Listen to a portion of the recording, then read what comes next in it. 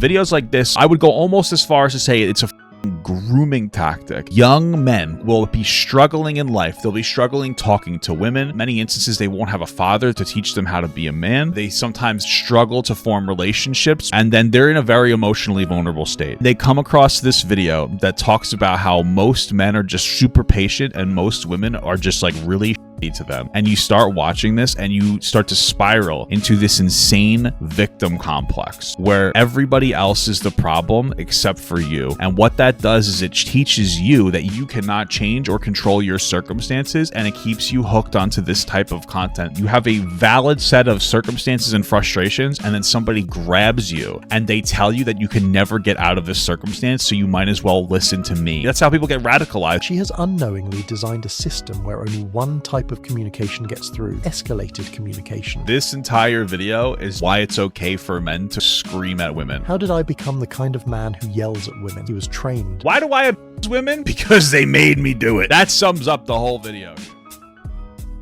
Alright guys, let's get this party started. This video looks interesting. Someone sent it to me. It's called How Women Turn Patient Men into Angry Men. This is the thumbnail. And like, I've been there before where like I've been, I'll say less than myself with a partner that was like really shitty to me, and I was probably shitty to them. So I could probably identify with this, but at the same time, one of the biggest things that I would like am worried about is like a victim complex, because the reality is in pretty much 99% of the scenarios you're in, you're part of your problem or your solution. I'm usually both in some capacity. And so this feels a little, I don't know, maybe almost incel-y with like they poison good men, or how women, if it said like how some women, I'd be like, okay, yeah, true. But it's so vague. But maybe the video will be better than the title. Maybe that's just like the draw to get in there, you know? So let's get going. He's the guy who opens doors, remembers anniversaries, and would rather die than raise his voice at a woman. Loser. I was with you on the first two, but raise your voice. What do you mean? Why not raise your voice at a woman? You don't have to yell at them, but like, you know, sometimes you got to get a stern tone. What do you want me to tell you? The man who was and same thing for women to men. Raised to treat women with respect, to communicate calmly, to solve problems through discussion rather than domination. What guy is? I feel like these guys don't really exist. What? Who? The gentle giant who prides himself on never being that guy. I've unironically never met a guy like this. This guy doesn't exist, I don't think. Parts of this guy exists in everybody, but this guy does not exist. What? Who? The only reason I'm bringing that up is because like this is a. If you think that you're this guy, you are not this guy. This should be clear. I'm probably the closest to this guy that I've ever been in my life, because I'm with my wife and we have really good communication skills. But you're probably not this guy. You're probably a nice guy who is being nice as your strategy to get women to have sex with you, and it's like not working because they're seeing through it, you know? Who loses his temper. But watch him 6 months into a relationship with the wrong woman, and you'll witness a transformation that would make Jekyll and Hyde look like a minor personality adjustment. Okay. The patient man becomes the angry man. The gentle communicator becomes the frustrated yeller. The respectful partner becomes the resentful aggressor. Okay. I don't know. It sounds like you're a pussy. It sounds like you're a fucking pussy that doesn't know how to set the proper boundaries. Listen, if you're always really nice in your communication and you never like escalate anger-wise, you're gonna have a failure of a relationship. I'm not saying yell at your partner, but if you can't productively go from 0% anger to communication of 30 or 40% anger, then the person that you're with isn't going to realize how important this thing is to you. The escalation of anger is very important. So if you're just like the really nice guy who you have a fucking anger problem. You have a fucking anger problem because what you're telling me is that you're always really nice, and then eventually you blow up and become a resentful aggressor. It's like, oh, okay, so then you don't know how to properly communicate your emotions. And here's the part that will make you question everything you think you know about relationship dynamics. Probably not. She created him, not intentionally, not maliciously, but through a psychological conditioning process so subtle and so effective that neither of them realizes it's happening until it's too late. What is the process? Today, I'm going to expose the hidden mechanism by which women accidentally train the most patient men to become the angry men they claim to hate. Okay. How many people that are in a relationship actually identify with this? Good question. Always a fuckboy son over a nice guy son. This is fucking crazy. Because understanding this process... Nice guys are school shooters, so... This isn't just about saving relationships. It's about preventing good men from becoming the monsters they never wanted to be. Whoa. Every relationship... That's so scary. Yeah, this sounds like a little bit like a victim complex. Yeah, I'm a bad guy, but it's your fault. You wanna make me the villain in your story? Okay. Just make sure you put the chapter in where you created me. That's the energy of this video. Is a behavioral laboratory where actions are constantly being reinforced or extinguished. The woman becomes the scientist, though she doesn't realize she's conducting experiments. The man... Wow, it seems like the man is really stupid in this. Yeah. And becomes the test subject. What is this? Why is this guy called Psych Depth? What is his credentials? Though he doesn't understand what's being tested. And the results of these unconscious experiments determine whether love grows or dies. Oh, this is... This guy's full incel. Why women jump from man to man? Why are attractive women mentally ill? What is it like being married to a narcissistic woman? Why women don't want the man who wants them? Real men with strong character treat women like this. Why mostly marriages end up in divorce? I guarantee you it's because of women. No man should ever accept this. These women are toxic. How they would attract a woman you thought you would never even look at you. This is legitimately incel bait. Holy fuck. Dude, stay away from this channel. It's too focused on one side of like the aisle here. It's like very much like women bad, men good. Dies, whether respect flourishes or withers, whether patience persists or transforms into rage. Here's how the experiment typically begins. The patient man notices something that bothers him. Okay. Maybe she's always late. Maybe she dismisses his opinions in public. Okay, and then he says, hey, I don't like this. You need to stop it.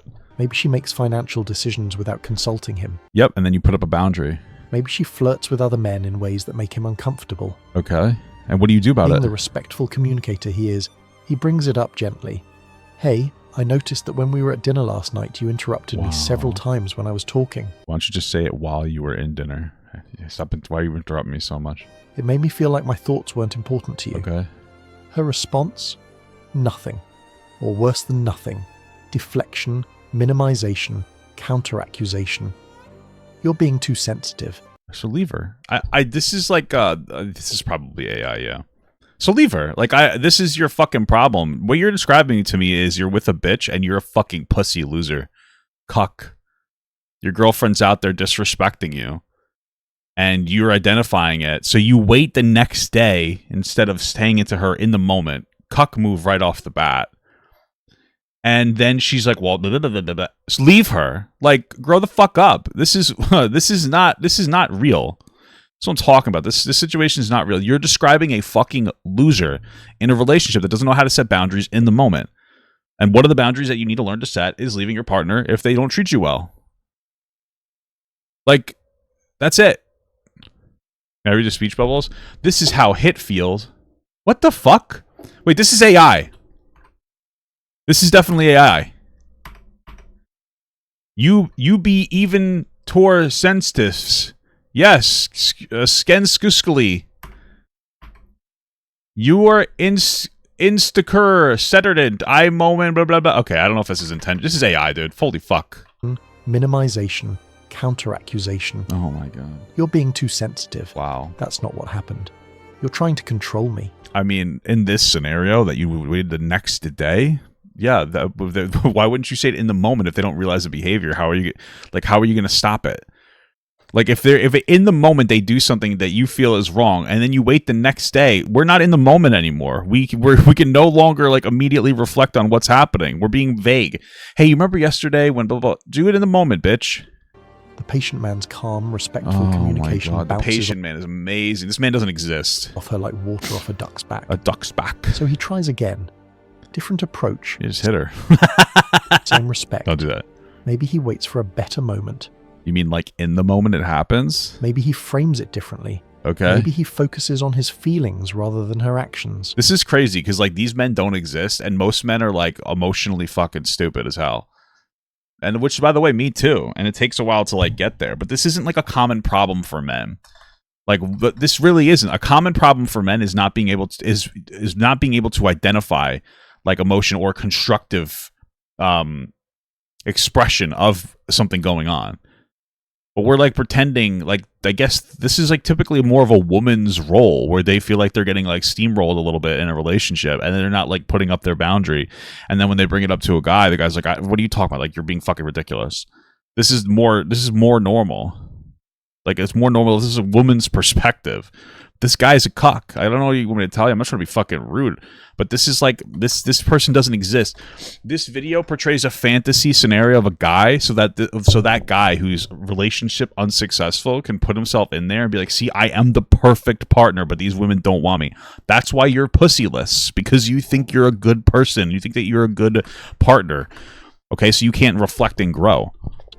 The result remains the same. Ignored, dismissed, invalidated. Dismissed. This is where the conditioning begins. Wow. She has just taught him that respectful communication gets no results. Wow, women do be doing that. Produces no change.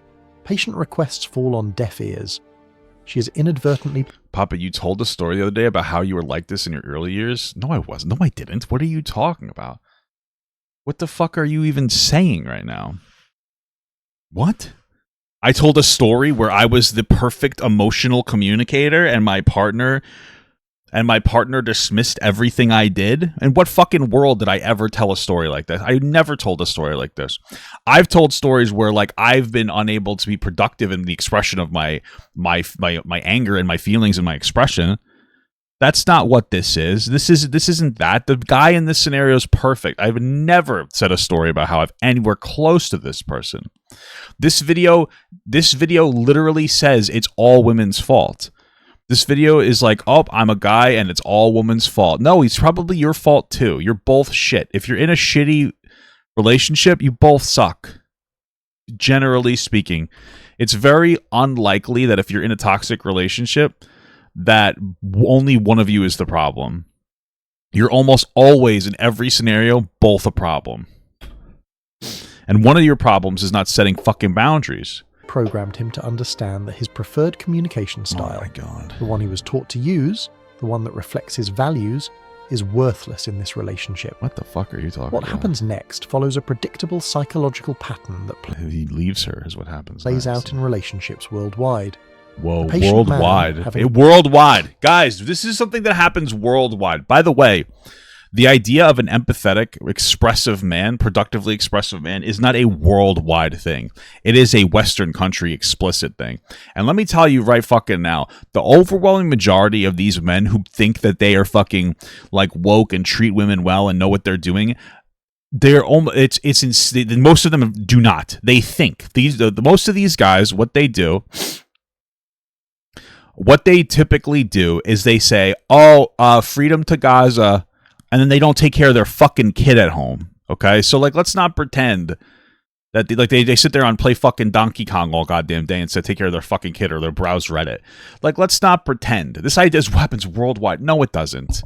In other countries, women aren't even seen as equal. You're telling me that in countries where culturally women aren't equal, somehow the woman's going to domineer the relationship, generally speaking? No, you're fucking insane. Learned that respectful communication fails, begins unconsciously searching for a communication style that will work. And so beating a woman is actually her fault. Brain starts running what I call the escalation algorithm, a desperate search for the volume, tone, and intensity that will write me a really shitty incel piece. Finally make her listen. He tries being more direct. Still nothing. He tries being more serious. Still ignored. He tries being more persistent. Still dismissed. So then why hasn't he left her yet? Each failed... You're telling me that like every single day she's disrespecting you and you're like, okay, I gotta really get through to this girl. What kind of... You just started dating her. What do you think dating is? In this scenario, the guy is still the problem. You're in a dating scenario where this girl is ritualistically embarrassing you, insulting you, and not respecting you, and your response is to try to come up with a better way to communicate, but that's not working, so you stay with her. You literally said in this that one of the things that she was doing was she was flirting with other guys in front of you. She's flirting with other guys in front of you, being dismissive, talking over you, not letting you get a word in edgewise. Why are you still with this person? Like, why do you, like, you have to understand that, like, in the, again, most toxic scenarios, you're one of the problems, because leave. Like if you're in an abusive scenario where they're going to hit you or there's a threat, that's different. But most of the time, it's just toxic. And when you sit in a toxic relationship and you're just like he's doing all these bad things to me and he won't stop or she won't stop or, well, why don't you leave? Oh, I love him. Okay, get over it. I'm sorry, but like this is one of the things. Like I know it sounds, I get it. I do understand it. Like you love this person and that, but at the end of the day, you have to love yourself more and you have to leave. Like you have to set firmer boundaries. And sometimes when you're ready to leave, that person will be more receptive to changing their mind because they may not realize how intense your feelings are. But like you have to leave. But in this scenario, you just started dating this person and then they're treating you like shit and you're just like, yeah, I guess I'll stay. Why? Is the pussy good? Like what is it? Attempt teaches him that he needs to escalate further to break through her wall of indifference. This process this video literally is going to be justifying beating women. Take weeks, months, sometimes years. What? The patient man doesn't want to become angry. He fights against it, resists it, tries every alternative he can imagine. He'll attempt to be funnier, thinking humor might work. Oh yeah, that'll really appeal to the incels that like sending racist memes to each other. He'll try being more romantic, hoping affection will open her ears. He'll experiment with timing, with location, with different approaches and different words. But she has unknowingly designed a system where only one type of communication gets through: escalated communication. That's what did I tell you? This entire video is just why it's okay for men to fucking scream at women. I love it. Loud communication. I love it. Angry communication. I love the kind it. That makes her pay attention because it threatens the peace she's been taking for granted. I love it. The moment he finally raises his voice, not because he wants to, but because he's exhausted every other option, something magical happens. She listens. She responds. She acknowledges the issue. She might even apologize or promise to change. In that moment, she's completed his behavioral conditioning. I've been in situations where I felt like my partner did not listen to me unless I got unless I yelled. Absolutely. Like I've been in a relationship where like I feel like my partner didn't listen to me unless I got more, I don't even want to say yelled, more authoritative. Right? That was one woman. That was a woman. And the problem is that this isn't just like, hey, a woman, maybe there's a woman that do this. This said that this happens worldwide.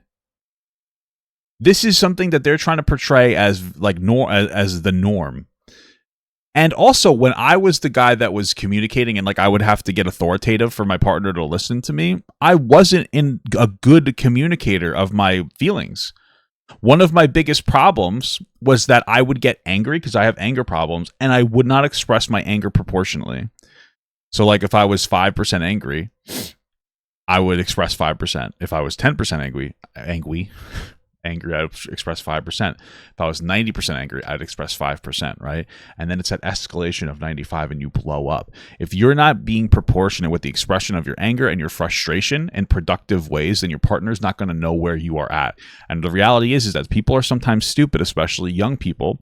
And it's not just the words that you say. Sometimes it's the feelings that you express. And if you unproductively express your anger, and in this instance, by not expressing it at all until you explode, your partner's not going to know where you're at. Okay? Your partner's probably similarly as emotionally stupid as you are. And so if you're not emotionally communicating where you are to that person, especially for younger people, it's not going to click. You know? Like they might let's say you guys do like a weekly dinner. And every week your partner's like 20 minutes late and it bothers you. Like, babe, like, come on. Babe, yeah, I wish we could leave a little earlier. Babe, come on. And, week 1, 2, 3, 4, week 1 through 9, you're like, man, babe, I wish we'd be more on time. It's still shitty that they're doing that. If week 10, you start fucking screaming at them, that's not a healthy communication. Because you went from like, this is kind of frustrating the first 9 times to an emotional bomb. And so now you're just going to be perceived, and you are mentally fucking unstable because you are unproductive in your expression of your frustration, and you need to be more productive in your expression of frustration. So you can't just go 5% roll the way up to 100. You have to go 5, 10, 15, 20. You have to show an escalation of frustration. You have to use your emotions to communicate when you're angry. Okay. So people just don't understand this. But like men have problems with their emotions where they don't express them productively. I'm not saying women don't. And they just like, they don't get it, especially when men were taught to just not be like, hey, you're angry, just don't do that for right now. Just bottle it up. Like, that's the problem with bottling up your anger. You can't show your emotional what would I say, relevance, not emotional relevance, but like emotional, whatever, your escalation of emotion. This video is about 5% correct so far, and that's what it will be. There's like some scenarios that are somewhat correct, and like young, frustrated men that are struggling in relationships can identify with key points and then they will attach themselves to this video in like such a meaningful capacity, and it will rot their insides because this video is going to teach you that the real problem is women, and there's nothing that you can control. That's toxic. If you give up your agency and autonomy over like what you can do to change your life, you're going to fail, emphatically. She's taught him that anger works where patience failed, that aggression succeeds where respect stumbled, that the communication style he despises in other men is the only communication style that works in this relationship. Okay. The tragedy of this dynamic is that patient men are often the ones who fall hardest into this trap. Impatient men, aggressive men, naturally dominant men. They escalate quickly and establish their naturally dominant men. Okay. Communication patterns early. They can afford to be lazy hunters because prey is abundant, but patient men invest months or years. What the fuck are you talking about, bitch? What? Is trying to make respectful communication work. Dude, this is a problem because this person has, this is definitely AI, but they've positioned themselves as like as a nice guy. And all these other guys are super domineering in this, that, and the other thing. And so basically what I'm getting at is that these other guys have so much more sexual selection, that's what I'm hearing, than you, the nice guy. That's because they're just naturally talented and gifted, and they have a very easy job getting women because they're attractive and they're charismatic. And you're not. You're not attractive. You're not charismatic. And so your strategy is being a nice guy. And that's what this video is. This video appeals to the nice guys, quote unquote, who its strategy it is for them to be a nice guy because they're not particularly attractive, they're not particularly intelligent, they're not particularly charismatic. And so instead of saying, I should work on some of these qualities, maybe I should go to school, maybe I should try to go to the gym in a productive way, Starting Strength by Mark Ripto, guys. Instead of doing something like that, I'm going to be a really nice guy. I'm going to fill in the gaps. Other guys are kind of assholes, so I'm going to be a really nice guy. But what does it mean to be a nice guy? Well, for somebody like this, what it means to be a nice guy is to pretend to be a nice guy, to pretend to be nice, to pretend to be understanding, to pretend to listen, because that is their metric, or that's their operation. That's their strategy to get into women's pants. But it's not authentic. It's a strategy. And so like, you're not this like super deep intelligent guy. Like, you're just a fucking asshole that has a different strategy, and it's easier for people to see through. And like, obviously you're not expressing yourself in this magical, healthy way that you think. You're just not. Before they reluctantly adopt the angry approach that finally gets results. This creates a psychological crisis for the patient man. Okay. He finds himself becoming someone he doesn't recognize, someone he doesn't respect, someone he swore he'd never become. Somebody who hits women, but it's okay, guys, because it's their fault. He starts questioning his own sanity. Whoa. Am I the problem? Am I actually an angry person who's just pretending to be patient? Yes. How did I become the kind of man who yells? Yes, that's what I was. And you want to know what? That's okay. Ever hear of fake it till you make it? Like, again, I have anger problems. And so like, I used to I almost pretend to be a patient man, and I would be more patient. I was an impatient man who would force to be patient, because that was like my cognitive behavioral therapy, basically. And as time has gone on, as I finally found a very healthy relationship for me, I have learned to become a truly patient man. You could ask my wife. My wife will literally say, and it was funny because the other day she's like, "You're so patient with me," and I started laughing because I am the least patient person in the world, because I've learned to be patient, especially in my relationship with my wife, and like, not in a bad way. Like, my wife isn't like this fucking crazy this, that, the other thing, but like, women do be crazy, and we're going through a fertility journey, and all those emotions can be a lot for the person experiencing them, and as the partner, it could be different. And so like, I'm very patient with my wife because I know that like, if you're taking fucking medication, it's changing your hormonal cycle. So I was like, oh, you're very patient with me. And she appreciates that. And I appreciate that she appreciates it. And that's also a lot too. It's just the expression of appreciation. right? So my wife is in the chat saying she went on a shopping spree. That's fine, but you told you could. It's okay. And like you turn into a patient person, but you kind of have to like identify that you're not truly patient, that it's like almost a cope. But it's okay to fake it till you make it. But you have to be more self-aware. Yells at women. The answer is simple. Oh he was trained. Oh my God, here it is, guys. Am I actually an angry person who is just pretending to be patient? No. How did I become the kind of man who yells at women? It's their fault, right? The answer is simple. He was trained, conditioned, by her, yeah. Programmed by a woman who responded to nothing else. Guys, why do I abuse women? Because they made me do it. That sums up the whole video here. That's the summer upper of the whole video. Why do I be abusing the women's? Because they do be making me do that. That's incredible. That's what this video is. If you watch this video in an emotionally, and that's what this is. Not for nothing, but videos like this are, I would go almost as far as to say it's a fucking grooming tactic. These young men will be struggling in life. They'll be struggling talking to women. In many instances, they won't have a father to teach them how to be a man. They will not be somebody who generally gravitates towards like physical sports. They sometimes struggle to form relationships because it's difficult sometimes to do that as a young man.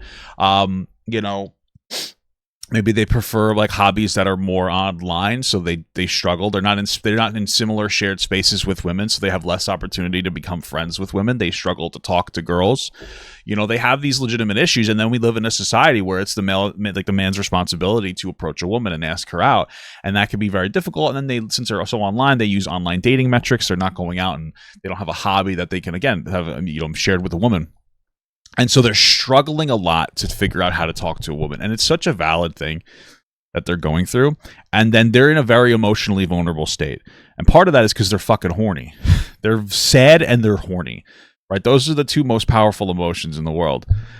And they come across this video that talks about how most men are just super patient and most women are just like really shitty to them. And you start watching this and you start to spiral into this insane victim complex where everybody else is the problem except for you. And what that does is it teaches you that you are a victim and that you cannot change or control your circumstances, and it keeps you hooked onto this type of content as like victim perpetuation content.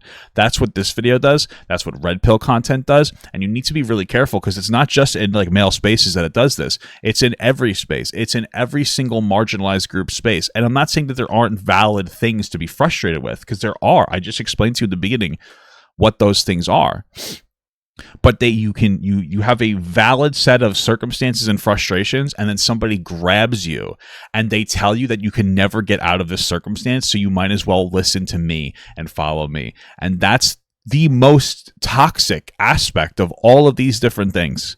That is how people get radicalized and how people get that's how people get radicalized into these insane communities and insane behaviors where they become so disconnected from reality they don't know how to communicate with the rest of us anymore. That's what happens here. He didn't choose to become angry. He was systematically taught that anger was the only language she understood. But here's where the psychology gets truly... How did his mom treat him? I'm just curious. Insidious. Once this pattern is established, it becomes self-reinforcing. She starts responding to his anger not because she suddenly respects him, but because she fears the disruption of conflict. Or maybe she just fears somebody bigger and stronger than her yelling at her. He continues using anger not because he enjoys it, but because it's the only tool in his relationship toolkit that produces results. Have you guys noticed that he hasn't said that it's bad yet? And it is bad. But the way that the expression of anger is bad, it's not bad for the person that you're angry at. It's bad for the man. That's fucking insane. And by the way, it is true. It is bad for the man as well. But you're getting an incomplete picture on purpose out of videos like this. You're getting an incomplete picture because when you talk about this, you might be in a situation where you feel like the only time your partner listens to you is when you yell, and that is valid. Sometimes you will be there, and I've been there too. But you have to understand that like it's scary for the other person, and it's because you're bigger and you're stronger and you're more of a threat. And especially since we've already established the way that it happens is that it's not a productive escalation of emotional expression. It's 5% expression the first 9 times, even though inside you're at like an 80, and then it's a 90% burst at 100. And so not only are you yelling, not only are you angry, but you're doing it in a way that to other people just seems like you're a ticking time bomb. That's the terrifying aspect of it more than anything else. That's what makes it so scary, is because you just seem so randomized. It doesn't make any sense. And the person's just like, they don't know what you're doing. They don't understand what's happening. Like that's a big part of this too. But again, we're not going to get anything intelligent here. It's going to be mostly like all your feelings are okay. It's ridiculous. Both of them begin to hate the dynamic, but neither understands how to escape it. She sees him as an angry man who yells to get his way. That's what, because he is. He sees her as someone who forces him to yell because she won't listen to anything else. Okay, so leave. They're both right, and they're both trapped in a system that serves neither of them. All right, well, in his defense, we finally got a little bit of charity, I guess, for the girl. But it's her fault. But remember, it's her fault she's getting yelled at. The man realizes he's being systematically ignored unless he escalates to anger. He reaches a patient man would have left her. A psychological crossroads with 3 possible paths. Each path leads to a different version of himself. Just leave. And the choice he makes will determine not just the fate of this relationship, but the trajectory of his character development for years to come. Path 1 is the escalation highway. This is where most men end up, almost by default. You just leave them.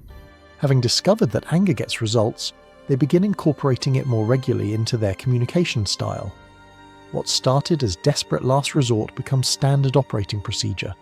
They transform from patient men who occasionally get angry into angry men who occasionally show patience. Okay, so you're not a patient man at all. Okay. This path creates what I call anger addiction.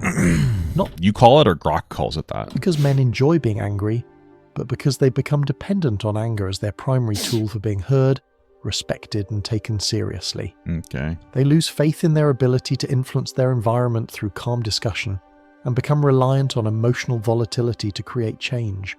Gotcha. The psychological cost is enormous. These men lose respect for themselves as they watch themselves become the kind of men they used to judge. They develop internal shame about their communication style but feel trapped by its effectiveness. They know they're not being their best selves, but they also know it's the only version of themselves that gets results in this relationship. So why are they staying in the relationship? Path 2 is the internal collapse. Path 3 better be just to leave the fucking woman. Like, why not just leave the partner that's being it's causing you to exhibit toxic things? And when I say it, it sounds like easy to say, but it's harder to express in reality. But I think part of that is because like these videos are to some degree coaching videos. This is a coaching video. This is like trying to tell you to identify something and change a behavior. And they identify that you're supposed to identify. Well, really, it's actually more of a justifier for being angry and being abusive to women. But to an extent, these are like videos like this are supposed to be some level of coaching video. So coach the person and be like, you should have left. You should leave. You should just leave. Leave the fucking person that's doing this to you, especially if it's early in the relationship. Some patient men. And you want to know why I think people stick around too much? You want to know why? Because it's shit fathers, you know? I feel like I've been in relationships where I've stayed with women. That's pretty much all my relationships. I stayed with women too long, and it was because I didn't want to leave like my father left. And that's like really weird for you to think, because like I remember doing that in relationships that were only a year long. And it's like, you know, I'm jumping into a relationship, you know, you have your internal, your initial feelings of like heavy emotion. That's how relationships work. And then it feels more serious than it really should feel. And then you're like, I have to stay with this person because my father left me. And it's not like necessarily an active identifiable thought, but it's like part of that. And so like it could be difficult. I understand. You have to fucking get over it. You have to still push forward and you have to move on. And it can get additionally frustrating if you don't have an accurate, you can't really pinpoint a healthy relationship in your life because you haven't necessarily seen it. Like maybe your parents are divorced. What are you seeing? Or it could be difficult to pinpoint if you have two parents that are together and they don't really love each other and they are constantly at each other's throats and they're never productive in their expression. And like you've just kind of learned that is what love is supposed to be, even though it's not. So I understand it can be difficult, but we're at the moment where it's time to educate and teach people like, hey, if you're in a situation where you're getting routinely disrespected and you feel like you're becoming a worse version of yourself, that's not a healthy relationship. You should be becoming a better version of yourself in a relationship. And if it's not happening, then you need to leave your partner. And then you need to reflect on what your problems are, because it's never just one of you. It's almost always both of you in a relationship. It's almost never one of you. And you might be like, well, that's not true. He was this, blah, blah, blah, blah, blah. We did everything he wanted. We did this. And like he did. Yeah. Why aren't you setting harder boundaries and advocating for what you want? Right. So like in every scenario, you are part of the problem. If your partner is steamrolling you, you don't set firm enough boundaries. You know, and again, we're not talking about extreme situations where they're beating you. We're talking about the average situation. Is like you are part of the problem 99% of the time, which is a good thing, because if you're part of the problem, then you can be part of the solution. If you're not part of the problem, then you're just kind of whisking yourself through life like a fucking idiot, and like you have no agency over your own decisions. Like and if you decide to have that mental perspective, then guess what? You're gonna fail pretty well. So good job. Horrified by their own capacity for anger, choose to shut down entirely rather than become someone they despise. Crazy. They stop communicating their needs, stop setting boundaries, stop expecting their concerns. You were never setting boundaries in any of these scenarios that were productive, so I don't know why you're saying they stopped setting boundaries. To be addressed. If you are setting a boundary and it's not being listened to, you want to know what? You haven't set a boundary. You said a thing and you didn't follow through. So you're not setting any boundaries. You're pretending to have boundaries. So I don't know what to tell you. They become ghosts in their own relationships. Crazy. Physically present but emotionally absent. Whoa. This path creates what psychologists call learned helplessness. These men convince themselves that their needs don't matter, that their opinions aren't valid. Probably not. That their role in the relationship is to accept whatever behavior their partner dishes out. They become shells of their former selves. Incredible. Trading their voice for peace, their needs for harmony, their self-respect for her approval. The tragedy of this path is that it doesn't actually solve the problem. It just moves it underground. Cool. The issues that needed to be addressed don't disappear. They fester. The resentment What's the third one? Doesn't vanish. What's the third one? It accumulates. These men often become passive-aggressive, indirect, Becoming women. and emotionally unavailable as they try to protect themselves from further disappointment. Path 3 is the strategic exit. Okay, that should have been path 1. Leave your partner that's not respecting you, especially since apparently this happened immediately in the relationship. Again, this is the funniest part of the video. Is in this video, like the guy started dating her and she immediately was flirting with other guys and like fucking like not listening to what he was saying. And it's like, why did you stay with them? You're on your first date. They're fucking flirting with another guy. You're like, yeah, I don't like that. And they're like, whatever. It's like, okay, well, I'm gonna leave. I have no investment in you. Bye. This is the path chosen by patient men who recognize the conditioning process and refuse to participate in it. Crazy. They understand that a woman who only responds to anger is a woman who will systematically erode their character over time. You told us that this is happening all around the world and makes it seem like this is like every woman. Rather than become someone they don't respect or disappear into themselves, they choose to leave. This path requires the highest level of self-awareness and self-preservation instinct. True. These men recognize that some relationship dynamics are inherently toxic regardless of I have no charity for men. I don't even know what that means. The individuals involved. What makes you think I have no charity for men? What is it that I said that made you go, you have no charity for men? They understand that staying in a relationship that requires them to be worse versions of themselves is a form of self-destruction that no amount of love can justify. Understanding how this conditioning process works requires examining the specific mechanisms by which patient men are trained to abandon their natural communication style. Natural communication style is crazy. It's not a conscious It's just so interesting because if you're this well-balanced patient man and you go into a relationship where this happens, you're not going to have these problems because you're going to set firm boundaries and you're going to leave them if they aren't doing anything. And so what it's funny is like, yes, what they said there was that in order to identify these situations and like leave, generally takes a higher level of self-awareness. If you don't possess that higher level of self-awareness, you're probably not like an actual patient man. Because in the other scenarios, what's happening is you're a patient man that starts dating a girl, she treats you like shit, you try to set boundaries and she ignores them, so you start screaming at her. You're not really a patient man. Right? You're a nice guy. You're pretending to be a patient man. You're somebody who folds very quickly under stress.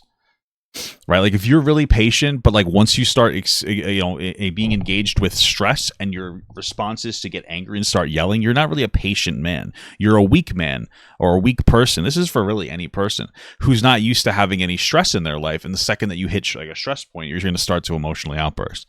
That's not really a patient man, is it? That's a performative patient man. That's a man that's like very weak and never really had to deal with any stressful situations in their life. And now they don't know how to deal with them. right? It's like if I went outside and tried to run a mile right now, I would fucking throw up and die because I am not used to running, right? If you are not used to stressful situations or stressful emotional situations, like are you really patient? Like I could sit here and say that like, hey, I'm really good at exercise. And then I go and exercise and I fucking vomit. Like, am I really good at exercise or did I just don't exercise? Like, you're really patient, but you're not dealing with any actual, like, you know, mental or emotional stressors. So, like, you don't know how to build that, we'll say, mental muscle, which is, like, a real thing. And it's staying calm and cool and collected and expressing yourself productively, advocating for yourself, and then disengaging when it's not productive. And so, like, you're not a truly patient man. You were just thought that you were a patient man.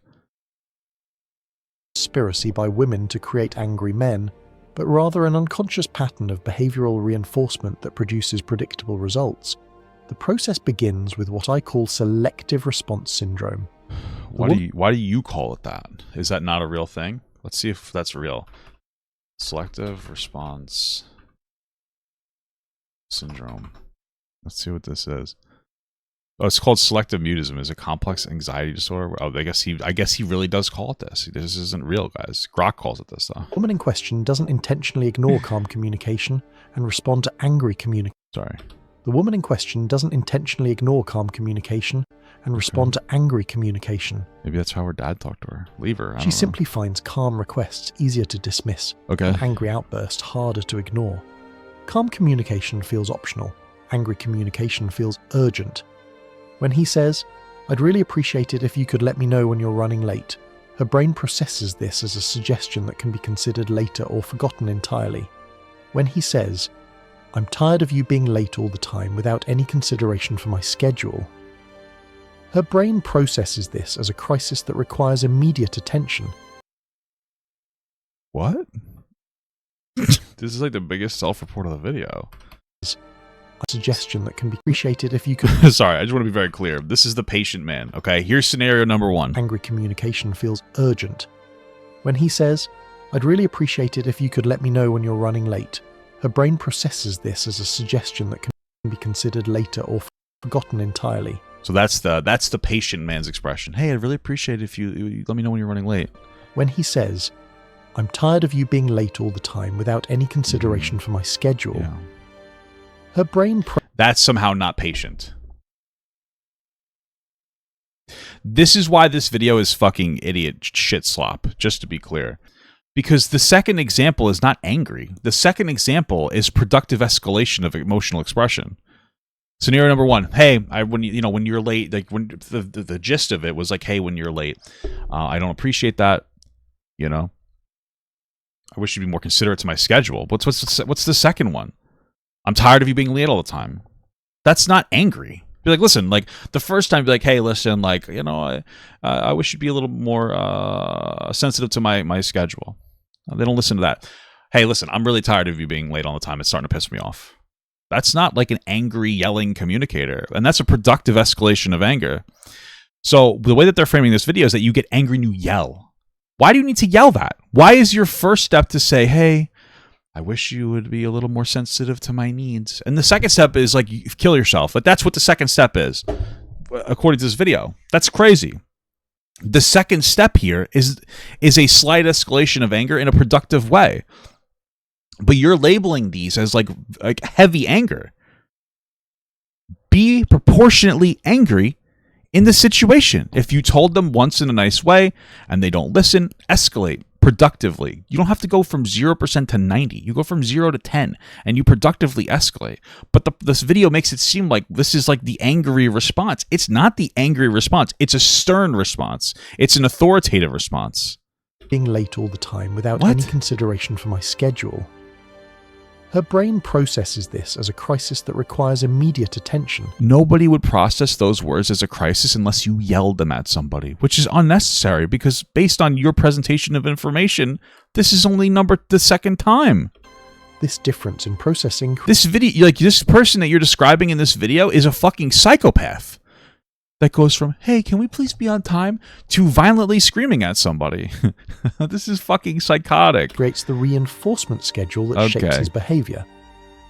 Psychologists have long understood that intermittent reinforcement, sometimes getting results, sometimes not, is the most powerful conditioning tool How come these words are normal and all the other words are not? available. But what's happening here is even more insidious. It's differential reinforcement based on emotion. I'm pretty sure this is AI. What the fuck? Why are these real words and then the other ones are not? Angie Aukers, calm, This one says serious. But what's happening? And please listen. What's happening here is even more insidious. What? It's differential reinforcement based on emotional intensity. The patient man learns that his calm requests have a near zero success rate, while his angry outbursts have a much higher success rate. So far, we've only seen two expressions. There's been no conversation about productive emotional expression. Like, productive... What word am I looking for? Like, I guess just like appropriate. Like, there's no escalation. It's just like 0 to 100. His brain, designed by evolution to repeat behaviors that produce desired outcomes, begins shifting. Respect level. Why does this say respect level? What is this? It's a fucking store. What the fuck is this? In his default communication style towards the AI slop is fucking rotting young men's minds here. The approach that works. This process is accelerated by what I call the urgency illusion. You think that this is an AI voice too? This is definitely AI. This is definitely AI scripts. Definitely AI pictures in the background. This is fucking crazy. And he finally gets angry. This is like legitimate AI incel slop. And she finally responds. Both of them interpret her response as evidence that the issue was finally serious enough to warrant attention. This is so fucked up for young men listening to this. They're going to get so fucked. They're going to get fucking groomed by this. They don't realize that the issue was always serious. What changed wasn't the importance of the problem, but the volume at which it was presented. Okay. The most devastating aspect of this dynamic is how it systematically erodes the respect foundation that healthy relationships require. How come all these guys are about to say they're all bald? Give me some hair, dude. When a woman only responds to a man's concerns when he expresses them angrily, she inadvertently communicates that his calm, respectful communication isn't worthy of her attention.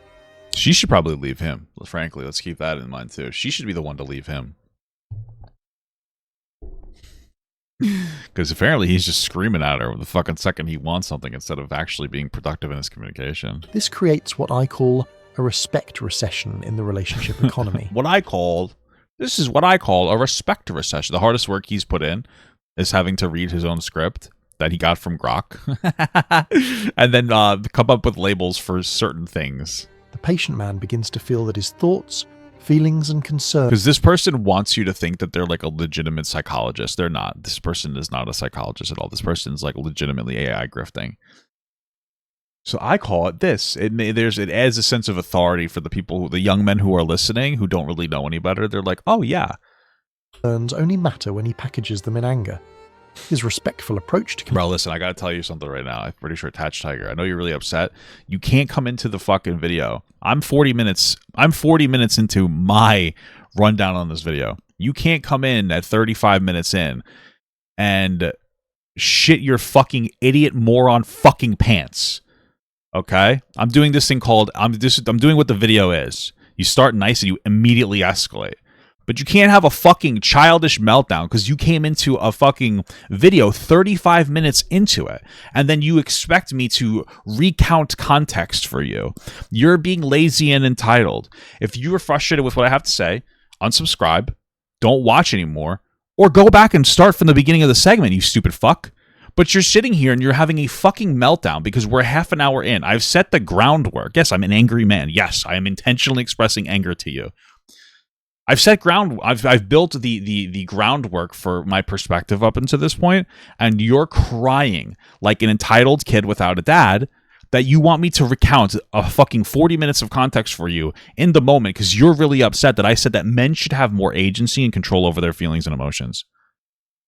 Go back and watch from the fucking beginning, or don't be interested. Disconnect. Pretend that, like, let whatever bias that you have and whatever feelings that you have of frustration with women or whatever because you're single, let that overtake you and be unproductive. Do your thing. But like, you're not stupid. You watch my content regularly. What do you like?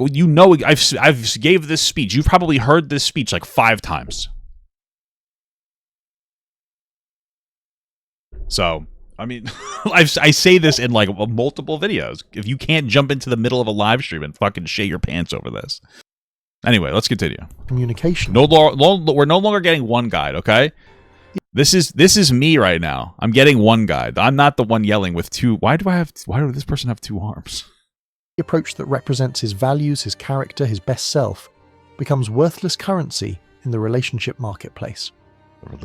Meanwhile, the woman begins to see him as increasingly aggressive and unreasonable. Because he's being that. Not understanding that she has trained him to communicate this way. Okay. She doesn't connect her pattern of ignoring his calm. But again, the representation, the example that we gave is the guy said something twice, and somehow the second time was angry. The first one was like, hey, can you be more considerate? And the second one was really normal. It's like, hey, I'm tired of you being late all the time. That's not even angry. Requests with his pattern of escalating to get heard. In her mind, she's dealing with a man who has become inexplicably angry and difficult. This creates a feedback loop of mutual disrespect. He loses respect for her because she forces him to yell to be heard. She loses respect for him because he yells to be heard. Sorry, what? Into a loop of mutual disrespect. He loses respect for her because she forces him to yell to be heard. She loses respect for him because he yells to be heard. Neither understands their... There was not an appropriate tone for that sentence, just to be clear. He loses respect for her because she forces him to yell to be heard. There should be like a pause. She loses respect for him because he yells to be heard. Those are the starts of two different sentences. I know this is so silly, but like understand that didn't flow the way that it should have flowed. Like I will go into the transcript and I will like read for you the way that should have flowed. Okay? Because that didn't make any sense. He loses respect for her because she forces him to yell to be heard. She loses respect for him because he yells to be heard. Neither understands their role in creating the dynamic that's destroying their connection. That's how a normal person would read this. Okay, so one of two things happen. Either one, this person this is like completely unlikely, but the person narrating this didn't read it in one shot and stopped at the one sentence and then picked up the next time at the new sentence, not realizing they were going together. Or this is AI. I think that the voice is AI. The script is AI. The voice is AI. The pictures are AI. This is all AI. This doesn't make any sense. You wouldn't talk like this. Nobody talks like this. Oh, toxic masculine. Hey, I got a toxic masculine. Hey, this is a toxic masculine. Look at these guys. They're shaming him. He's got a toxic masculine. I got one of those too. This is fucking ridiculous. Neither understands their role in creating the dynamic that's... What the fuck is this shit? A toxic masculine here. Destroying their connection. Oh my god. The respect recession spreads beyond just communication patterns. He begins to question whether she actually values him as a partner, since she clearly doesn't value his preferred way of expressing himself. He just started thinking about that. He just got angry, and he started thinking about that. Dude, you said date number one, she's fucking flirting with other guys. What the fuck? Why'd you stay? She begins to question his character, since he clearly has anger management issues that make her... You think that this is actually, Pearl Davis? AI Slop Pearl Davis? ...comfortable. Patient men face a particularly cruel psychological trap in relationships where only angry communication works. Society has spent decades teaching men that anger is toxic masculinity. No, it hasn't. That raising their voice is abuse. No. Well, you know what? Maybe. I don't think so. I don't care. I mean, like, I do care, but I don't. I don't think that that's true. I think that anytime we have conversations about anything, they can sometimes be unproductive in some ways, right? So if we have a legitimate, normalized problem of yelling, because that's the problem, is men not being emotionally intelligent enough to communicate their feelings. Sometimes we can water that down to being angry is bad. And so I can agree with that, because being angry is not bad. It is not good to be angry, but it's not bad to be angry. It's not bad to be angry. It's not bad to be happy or sad. These are emotions, and expressed productively are always good, right? The problem is that the way that people, typically men, express their anger is not productive, because men have been taught, unfortunately, by other men and other women too that reinforce this. Let's not just make it all about men. That like men should kind of bury their emotions, and so they bury their emotions, and a lot of times their only expression of emotion is anger too, and they don't even have like a complex, you know, or rather the expression of their anger is destruction, and that's like a problem as well, you know. But like expressing your anger productively is good, right? Like we'll give you two examples. Example number one: you have a guy who when like just from your perspective emotionally explodes every once in a while when something happens. Like you'll do the same thing to that person every time. It's nothing big. Maybe you're running a couple minutes late, and maybe he's like, bro, come on, this is like ridiculous. And then at time number 10 he just starts fucking screaming at you, and you're scared. You don't even know why the fuck this happened. Okay, you're like, what the fuck? This guy, like, yeah, I'm late all the time. They don't really seem to care too much, whatever, you know. Because like that's fucking crazy, and you might be the guy experiencing that, being like, well, that's valid. It's not valid, right? Because here's scenario number two: you have a productive escalation of your anger. Time number one, like, bro, be on time. Time number two, like, dude, if you're not on time, like next time, I'm not gonna pick you up anymore. Time number three, they're happening again. Say, okay, this is like the last time. Like, I'm not showing up next. Like, don't ask me again. That's a productive escalation of anger. You are somebody who is predictable. You want to be a predictable person, right? And the only time you need to be unpredictable is when you want to do something romantic for a partner, not when you want to scream in their fucking face, right? And so like these are two different expressions.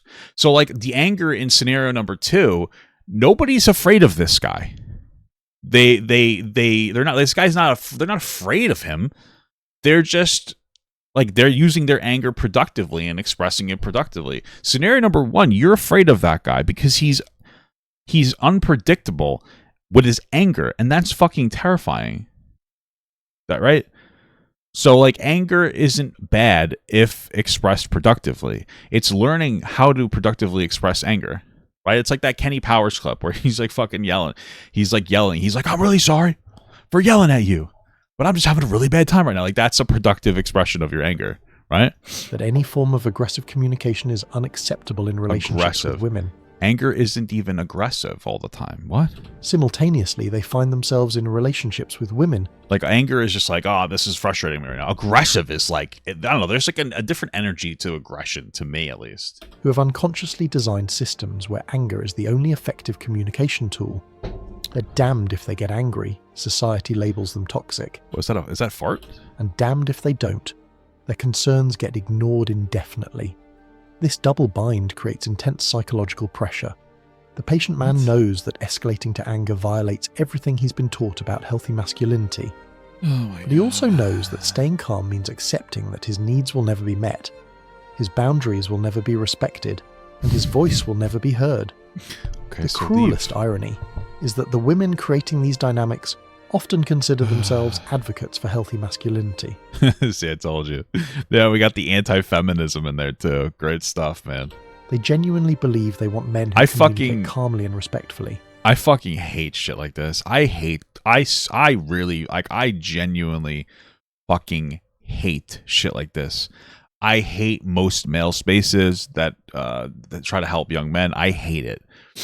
Because they don't actually try to help. Like, I hate this victim complex shit. That's what it is. Fucking hate this victim complex shit. Because it's never trying to teach men how to be more productive in their frustration or their expression of anger. It is literally, it's just a constant justifier for being a shit person. It makes me so fucking angry. It just pisses me off so fucking much. It's a victim complex, and it makes it so you'll never be able to improve. They just don't realize they've created relationship environments where calm, respectful communication is systematically punished through indifference. The root of this conditioning process lies in how different communication styles compete for attention in the modern relationship economy. Women today are bombarded with information, requests, opinions, and demands on their mental bandwidth. Okay. In this environment, calm communication gets lost in the noise while emotional intensity cuts through the clutter. What the fuck are you talking about? This guy's an idiot. Oh, sorry, it's just AI. I'm going to play it again. I'm going to explain to you why this is stupid. Relationship economy. Women today are bombarded with information, requests, opinions, and demands on their mental bandwidth. Everybody is. Why is this just women? because what you're actually hearing is the women. Because, okay, I just need you to know what the dog whistle here is, because I watched enough red pill fucking slop for this. Everybody is bombarded with constant information, and it's one of the reasons why our anxiety is driven so high. When he says it happens to women exclusively, he's referring to online dating sites. When you're watching this, that's what you get out of it as a young man who primarily tries to date on some kind of Tinder website or something like that. That's what you're going to hear as a young man, right? But we're all have a significant drain on our mental bandwidth all the time. We're in an information age. That's what makes us so riled up, is a constant portrayal of information, and it's typically sensationalized in a direction that gets us to engage. Not necessarily entertaining, but to engage, right? If you're somebody who has problems with women, you're going to see tons of fucking videos about women in your feed, and it's going to rile you up and cause you to engage more and make you feel more anxious about women. The same thing with some race of person. You know, you'll like, if you're fucking racist, you're gonna see, or like not even racist, but if you're somebody who is like, maybe you're just like watching Twitter and you see like a group of people do a bad thing, and then you start engaging and you just keep seeing that, and that's going to create racism in you. It's going to create like a racial anxiety, just like this creates like a gender anxiety, I guess you'd say, not like gender dysphoria. It creates like a female anxiety against women. That's what this is. Like that, we all have a massive like drain on our mental bandwidth. What are you talking about? In this environment, calm communication gets lost in the noise while emotional intensity cuts through the clutter. Guys, women are just fucking stupid and they have to deal with constant information. When a patient man makes a respectful request, it joins the queue of hundreds of other inputs competing for her mental processing power. What the fuck are you talking about? Have you ever dated? Does this guy ever dated? Sorry, just to be clear, what's happening is somehow this woman has a constant overload of information in her brain, and you talking to her just puts another one in the queue. What are you talking about? That's not how things work. In a normal scenario, let's say she's sitting down and you're sitting down, and you get up because it's time for you to go and you got to get ready. And so you throw your shoes on, you're like, let's go, we got to get ready. And you're like, well, she's just engaging in her mental, she has too much mental bandwidth. What are you talking about? Like, get the fuck up, let's go. Like, I don't even know how to apply whatever he's saying in the real world. It's almost like the way that this information is being pushed out there is by your telephone. Because like, if you're in the moment, it doesn't matter what my wife is doing. When we're in the moment, I'm there with my wife. I am priority number one when it comes to anything around you externally. Internally, my wife is priority number one, but externally, I'm like, what? So like, it doesn't matter if she's thinking about 1,000 different things. Let's go. Let's do this. If you wanted to be intelligent about this, you could say that there are in some scenarios, women tend to, in my experience, be very focused on. Women are good at multitasking. Because women focus on like 10 tasks at once, whereas men I don't think are very good at multitasking, but men focus really well on one topic at once. And so those things are going to be productive in different ways. But some of the ways that they can be unproductive is when high stress scenarios come on. I feel like, at least for my wife and I, it can be difficult for women to focus and like push through stress, because when you're stressed, what you need to do is get angry productively, because anger is very positive and productive when you're stressed. And the reason is because when you get angry, your sight's narrow, and when your sight's narrow and you have 10 tasks to do, you can narrow on the first task and just get it done. And that's like a productive usage of anger. Like, that could have been some kind of a conversation here. When a woman's in a high stress scenario, sometimes maybe she struggles to figure out what the number one thing we need to do is, right? Whereas I feel like when women are in lower stress scenarios, they tend to do better than men. And that's my experience. With like me and my wife has 1,000 thoughts at once, and I would just like, let's focus on the thought tomorrow. She'll be thinking about something that might happen like 2 years from now too. Sometimes like, chill the fuck out, like just stay in the now, right? That could have been a conversation, but like, you're not talking about the way that in your relationship experience, what your experience was with women. Well, because this is a computer talking to us. This is AI. But like, this general idea of like women, they have so much going on, they can't process your request, is just fucking stupid and almost infantilizing. Like, what? Like, could you imagine that you ask a woman, this is what happens, you imagine you're like one of these incels watching, and like you finally find a girl and you ask her to do something and she like doesn't respond to you immediately. It's like, I guess you just have too much going on with your mental bandwidth. I know how women are these days. They have all these different informational requests going in. Like, what the hell are you saying? You sound like an idiot. His calm tone signals that the issue isn't urgent, So her brain naturally prioritizes more pressing concerns. Like what? The respectful delivery suggests the matter can be addressed later. What the fuck are you talking about? Filed away and often forgotten. Give me an example of this happening. Don't just make give me an example where whatever you're saying would happen. None of this makes any sense to me. What is she doing? Is she about to piss her pants and you're asking her for a fucking blowjob? There's more pressing matters since you asked nicely. What is the thing that you're asking? And what is the thing that they're prioritizing? Give me an example, because you're just saying words to sound intelligent, but you can't apply them to your regular life. But when he finally escalates to anger, everything changes. Finally. Angry communication, which means this is all he keeps asking, bypasses the normal filtering system and demands immediate attention.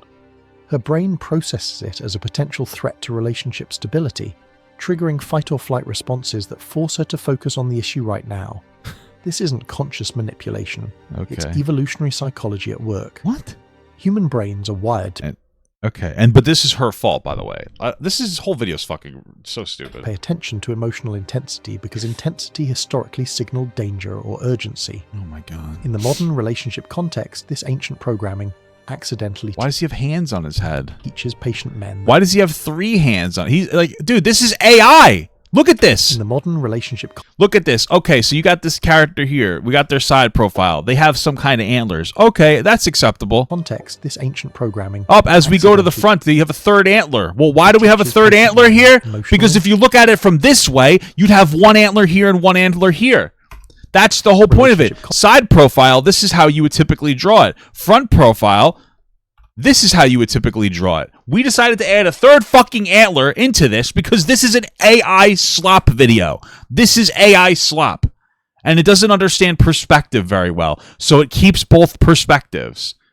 This is fucking crazy. What the fuck? Is the only way to break through their partner's attention barriers. The most tragic victims of this dynamic are often the most patient men. The ones who try the longest to make respectful communication work before resorting to anger. Anger doesn't mean non-respectful communication. What the fuck? You're an idiot. This is how you're a fucking stupid fucking idiot, dude. Being angry isn't disrespectful. You can be disrespectful while angry, but also you can be disrespectful while not expressing anger as well. I've done it myself. Okay, call it passive aggressiveness. Okay. You don't have to be angry to be respectful or disrespectful. Anger is a productive emotion. And what I find so funny is this AI fucking idiot slop video will sit here and say that that the preaching of toxic masculinity being bad or masculinity being bad is really toxic for young men, which I can agree with in some ways. But then you're telling us that anger fundamentally is bad. When you say these things, and it's disrespectful. Anger doesn't have to be disrespectful. It doesn't have to be disrespectful. It's not disrespectful. Okay? Disrespectful is different than like being like if I'm firm with my wife or my wife is firm with me and she expresses a little bit of anger, do you think my wife's being disrespectful? No. Most of the time, no. My wife and I cannot recount the last time my wife was disrespectful to me. I can recount many times where she's angry with me because I bother the shit out of her because it's funny to me. Okay? Being angry isn't disrespectful. The ones who try the longest to make respectful communication. But when you talk about respectful communication, you're implying that anger is disrespectful. It's not. You can be angry and respectful. It's productive. Right? That's what it is. Like, let's say you have a partner and they're really hyper-focusing on a thought, and it's a very unproductive thought. You know? Let's just say they have a test. I don't know if you're a young person, they have a test, right? And like for the test is in a week, and every day they're expressing like in a very unproductive way about the test. You're having a good time together and they start freaking out about the test, or you're doing this and they freak out about the test. They're calling you in the middle of the day to freak out about the test, and you know you're lending an ear and listening to them because you want them to be productive, but it starts to really weigh on you. This is a very stressful event for them, and you've been accommodating of them, but it's getting to a point where like it's taking over their life, and they've gone beyond, in your opinion, a point like of productive worrying. Because worrying can be productive too. Because if you're worried about something, you focus on it, right? You'll study for it. And then you kind of like start, like say, listen, you have to stop. You have to stop.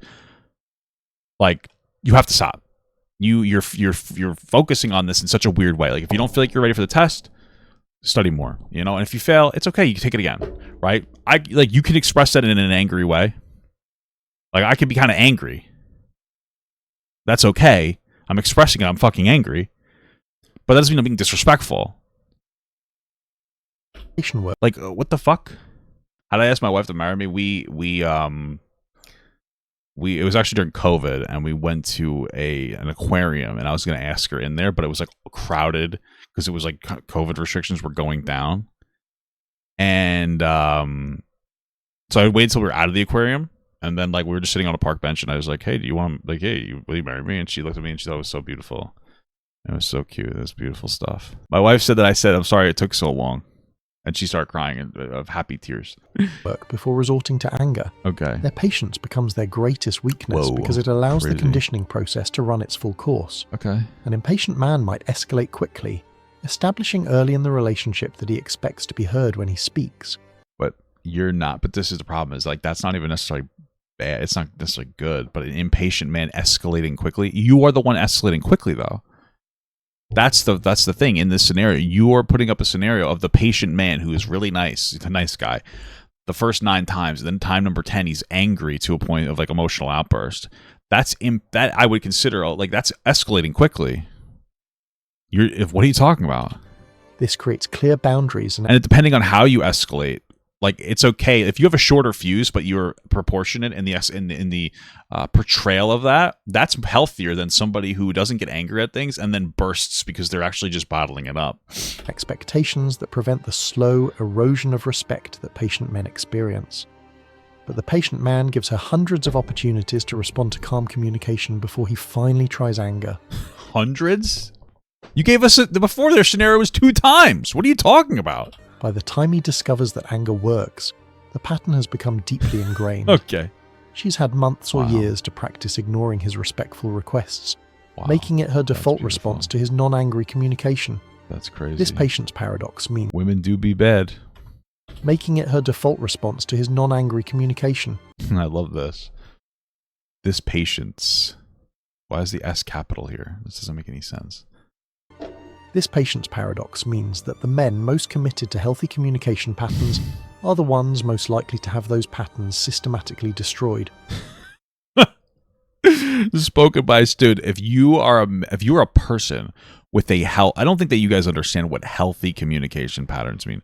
If you're a person with healthy communication patterns, you're not going to have an erosion of those patterns when you're like with somebody, especially if you just started dating them, because that's where we started here. Hey, baby love, you look cute. Oh, did you get those from Target? You look good. Especially because, again, this started with, like, you're in a relationship, like, or you're with somebody, like, the first day, they're, like, not listening to you, and they're fucking flirting with other guys. If you have healthy communication patterns, you're going to leave. Because if you have healthy communication patterns, what that means, if you're, like, self-aware enough to have those, you don't just have those on accident, then you should be intelligent enough to identify when somebody does not.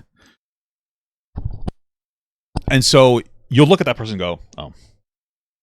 Like, hey, I didn't like that. And if they don't care, then you're like, all right, I'm not going to date this person anymore. It really is that simple, right? This isn't something, we didn't propose a scenario where you're with a partner for 5 or 10 years and all of a sudden things just started to shift. That's not the scenario we got. We're not talking about a 20 or 30 year long marriage. We're talking about, and this video is targeted towards young men, young incel men. How the fuck did you change so fast? That was crazy. Young men that are struggling, like, and not really even in relationships, or they're in like a very young relationship and they're very emotionally immature. That's what it is. Their virtue becomes their vulnerability. Yeah, this channel has a video called "Why Attractive Women Are Mentally Ill." Yeah, true. I'll tell you, it's the other way for me. I'll explain to you why mentally ill women are actually very attractive. I don't know what it is, but those bitches are fucking crazy, dude. They're fucking, but it's hot. Right, baby? Yep. A commitment to respectful dialogue becomes the rope by which they... My wife is fucking crazy, so it makes her so hot. ...hang their own character development. When patient men finally do escalate to anger... Sorry, I just want to like see, how are they holding hands? Who holds hands like this? What is this? What are they doing? Brock, Jarvis, zoom in on this picture. All right, I took a picture of it, but it's taking a while, so we'll continue. And get results. They often misinterpret. All right, now I'm getting pissed off. Brock, zoom in on my balls here. What the fuck is this, dude? What is this? Is this AI? Who the fuck would have thought? Interpret what's happening.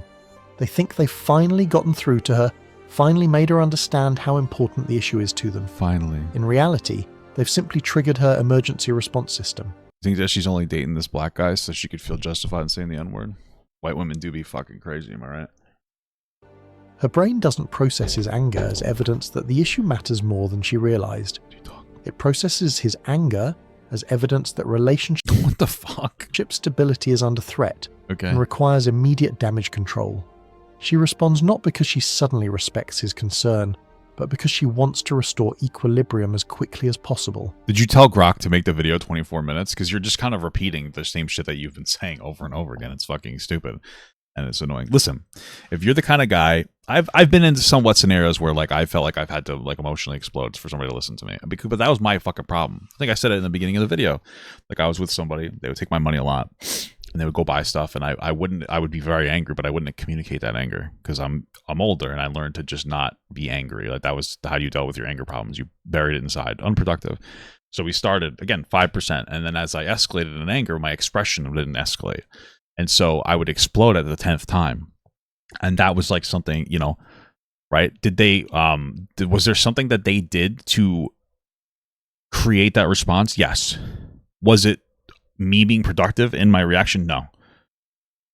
Like, that's the problem. This is the problem here. And it's like, we have not identified that this person that they're describing is a violently angry person who has unproductive expressions of their emotions, specifically their anger, which is something that men typically, I would say, are more inclined to have. We're not explaining that. We're just kind of sitting here and like blaming the woman in this scenario for being bad when like it seems like she's a fucking idiot, but so is he, and they're both stupid, and they're both like kind of proportionate.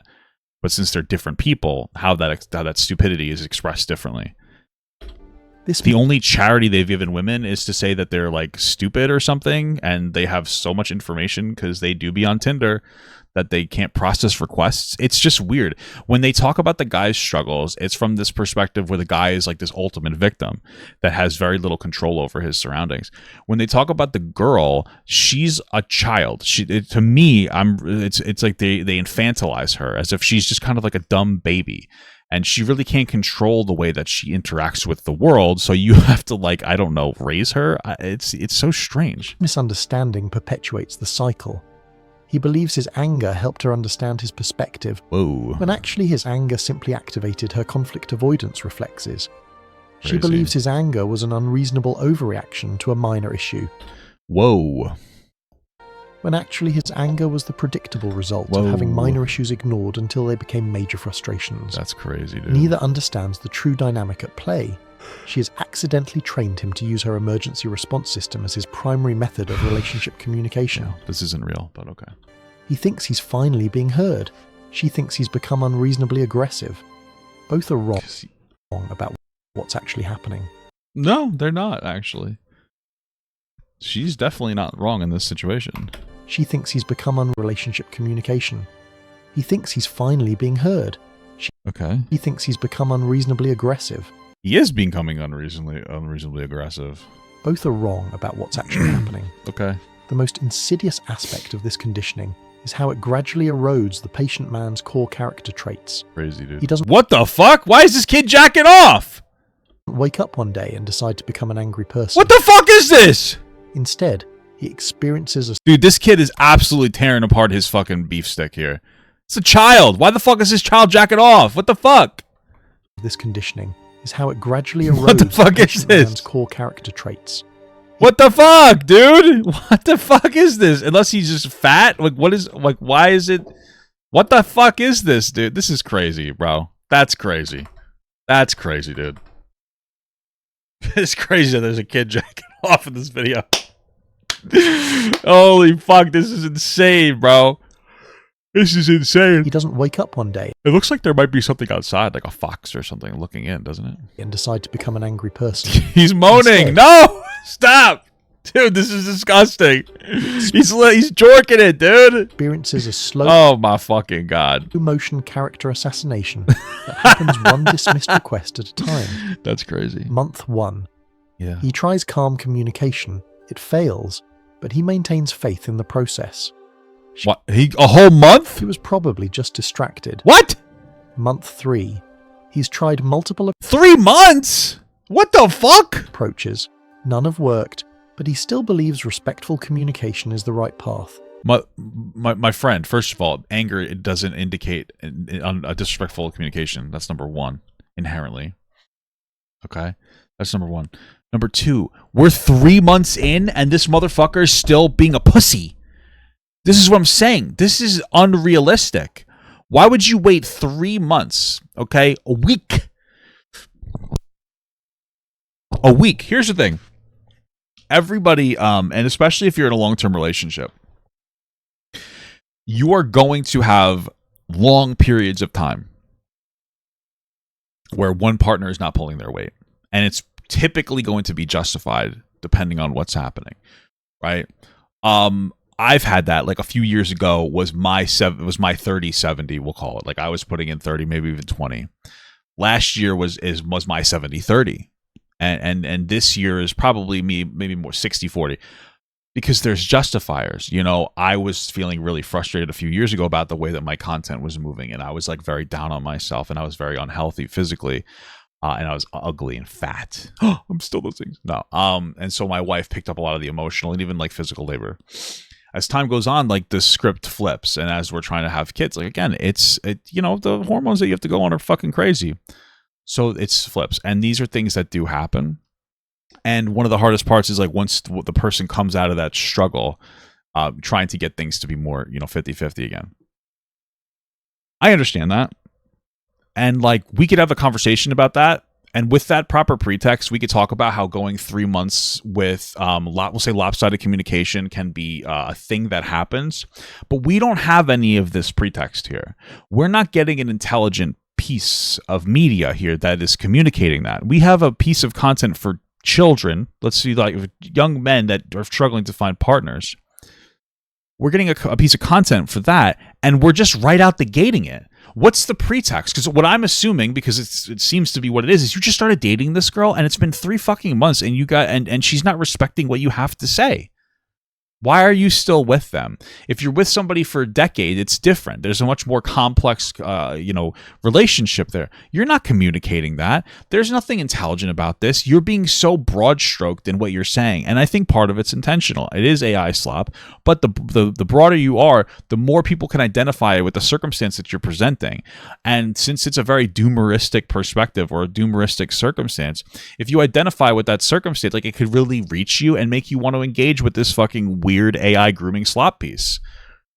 That's what it is. But there's no intelligent pretext to this. It's just like, imagine month 1. Month 1 of what? The first month of the relationship? What the fuck? Or are we talking about month 1 since they stopped respecting? Like, what is happening here? Maybe I need to find better timing. That's one of I forgot to pause the fucking recording for something I was trying to say off of the recording. That's one of the good things about the Agator books that my wife reads. When she gets horny from those books, she like always talks to me about how horny she is and how she's like thinking of me every time that he's like he puts his member down my, you know, I'm like thinking about, you know, you. It's like, okay, good. You know, she's book talking correctly because you have so many women that'll be book talk women and they'll fucking read porn but they're not thinking about their husbands. Right? So they're thinking about someone else's husband. It's fucking great. Probably my wife's husband, because he's pretty fucking hot. Am I right? Am I right, ladies? Month 6.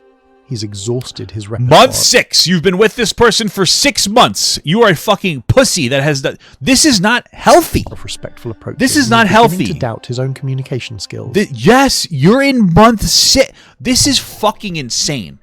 This guy has proposed a scenario where you are 6 months into a relationship.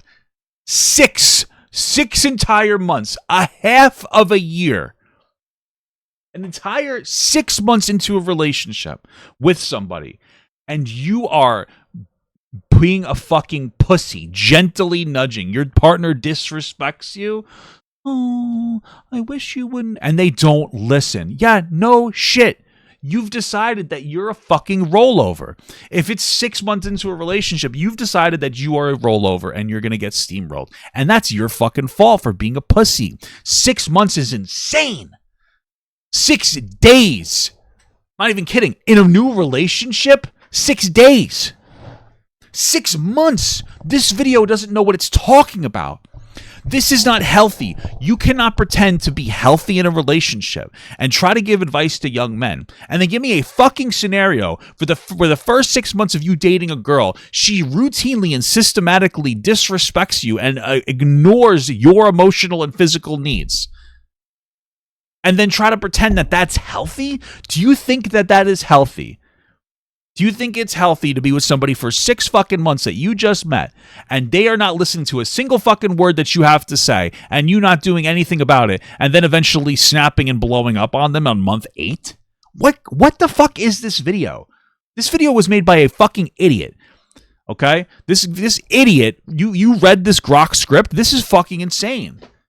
This is fucking preposterous. This video is actual fucking idiot fuck slop. Maybe I'm not explaining myself clearly enough. What? Month 9. What? He's starting to feel resentment building, but still refuses to escalate. I'm not going to become one of those guys who yells at women. What? I am. Month 12. He finally snaps, yells, and gets immediate results. Dude, a whole year. This motherfucker was with a girl for a year. He was a pussy with a girl for a year. He wasn't advocating for himself properly for a year. He was letting her dominate the relationship for a year. And then he finally snaps after an entire year.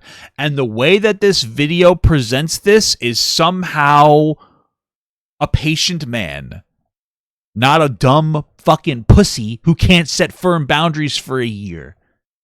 What? This video knows nothing about anything. This isn't a psychological anybody. This is an AI fucking slop heap channel that, frankly, unironically should be demonetized, not for the things that they're saying, because, like, what they're saying is stupid and wrong, but because all of it's AI, and so, like, we need better detectors to get rid of fucking slop like this.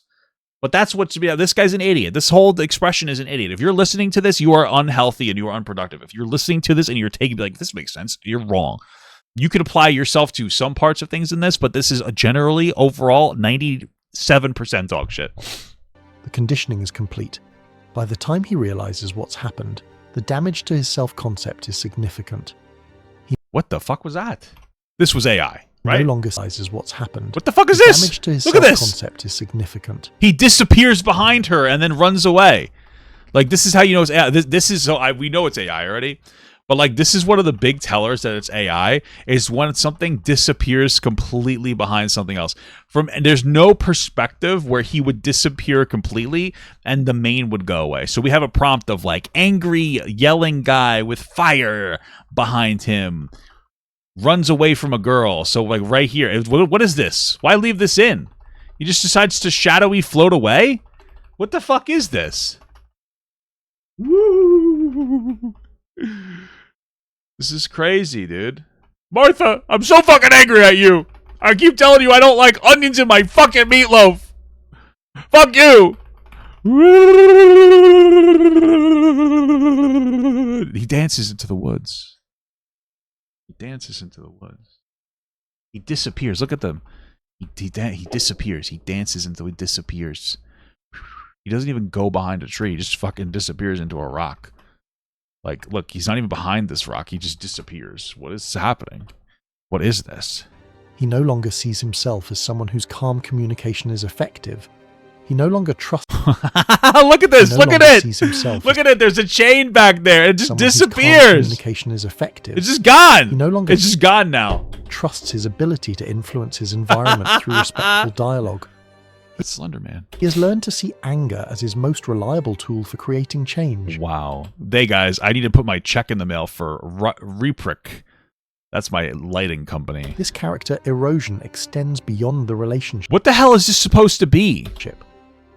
Men who learn that anger works in romantic contexts often begin applying the same principles in professional, family, and social situations. What is this? What does this represent? patient man... He's just holding a cool stick that's glowing. Is this fucking... Is this Minecraft? Is this a torch from Minecraft? Family and social situations. The patient man becomes the angry man across all areas of his life. Understanding this dynamic creates an opportunity for prevention. I'd frankly ask this individual to leave.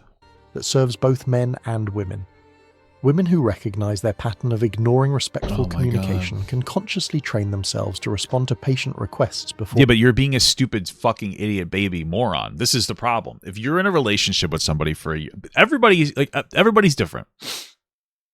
There are some people who want to be bystanders in their relationship in some degree. And I think that that's generally unhealthy. I think even the person who is the secondary, I don't even want to say secondary, but the secondary decision maker needs to be able to have enough agency about themselves to set firm boundaries where they feel like they're being rolled over. Because there's nothing wrong with, like, hey, let's say a traditional male-woman relationship. There's nothing wrong with wanting to be with a guy who makes all the decisions. The thing is, though, that in those traditional relationships, the only time those relationships work is if you could trust your partner to advocate for you correctly. And there's going to be times, though, where he's not. Right? Because that's just what it is. Like, I've been there as well. Where you just, you think you're doing the right thing, but you're not. And so you need somebody to stand up and be like, hey, this is not proper advocation for me. Okay. And we set like a nice boundary, and there's nothing wrong with that. But we described this, there are people who are like that, but we described a scenario where this guy waited a whole year before he started actually advocating for himself in any meaningful way. He kept asking for things, and then he kept getting bypassed. Like, he's a pussy, right? So, like, but there are people who want to be in relationships kind of like that. So, like, for all she knows, she's just been, like, yes, she's in this scenario, she's been conditioned to think that this is an acceptable way to act. But we're talking about a fucking year. That's insane. Like, this isn't like a woman turning a patient man into an angry man. This is a relationship scenario where a guy is the failure 100%. The guy really is like 95% of the failure here, to be absolutely clear. An entire year? Or they escalate. Men who understand the conditioning process can establish boundaries earlier to prevent the pattern from developing. He just has one eye? For women... Does this guy just have a singular eye? Can establish boundaries earlier to prevent the pattern from developing. This is like one eye. This is like a one-eyed guy? This guy just has one eye? Or is that... Okay, yeah, that makes sense. For women, this is not AI. Prevention requires recognizing that dismissing calm communication creates the very aggressive communication they claim to dislike. What are you... This is what I'm talking about. That's a This is saying, women, it's your fault. In the scenario where it took a guy a year to stand up for himself and actually advocate for himself, girls, it's your fault for not doing it for him. He's teaching you in the relationship that, like, this is how he wants to be treated. Like, what the fuck are you talking about? When a patient man makes a respectful request, treating it with the same urgency as an angry demand prevents him from learning that anger is necessary for attention. This doesn't mean agreeing with every request, but it does mean acknowledging every request promptly and clearly. Okay. I understand you'd like me to text you when I'm running late. Okay. I don't think that's necessary, but I hear that it's important to you. Let's discuss it. This response prevents the conditioning cycle from beginning. You know what else can prevent the conditioning cycle from beginning? If you're like, hey, I want you to keep me updated, like if you're going to run late for something the first time and then they ignore it, be like, I'm not asking you. Like, you need to do that. Like, it bothers the shit out of me. Hey, it really fucking bothers me when you don't keep me updated when you're going to be late. Like, it's incredibly disrespectful to me, even if you don't mean it. Hey, we've escalated. We've gotten a little angry, but we're not being disrespectful. We're just communicating. Oh, shit, I didn't realize it meant that much to you. Okay. Look, we solved it in the second time. Time number 1. Hey, I know you were running late. It was 20 minutes. It's fine, but like, can you please just let me know? Oh, yeah. Time number 2. Listen, like, you need to tell me when you're going to run late because like it really bothers me, and to me, it's disrespectful. And so, like, when you do that, I feel like you're disrespecting me, even if you don't mean it. So, like, you have to let me know. Oh, shit, I didn't know it meant that much to you. Okay, yeah, I'll make sure I let you know. Time number 3, they let you know. I got angry. It wasn't unproductive or disrespectful, though. I escalated productively. I set a firm... I did a little gentle nudging at first, and then time number 2, I set a very firm boundary that it's unacceptable behavior. If it happens a third time, I'll just say, like, listen, like, this is not going to work for me. Like, whatever. I don't even understand why you don't respect my time, but like now we're going to have a confrontation about this because this means a lot to me. And like, this is fucking ridiculous. That's how you would do it. We solved the problem in like, whatever, a week. Less than a week, because we decided to be proportionally escalate our anger on something that's very important. That's not the scenario we got. We got a scenario where this stupid motherfucker was letting this happen for a year and then got really angry and exploded. This has nothing to do with the woman in this scenario. This is in this scenario, what they propose, it is 100% the male's fault. For men, prevention requires establishing clear communication. Like, you're saying that men are fucking idiot babies who don't know how to properly advocate for themselves, so they need mommy to make sure that they keep him in mind, far beyond them keeping them over like what they would do to keep themselves in mind.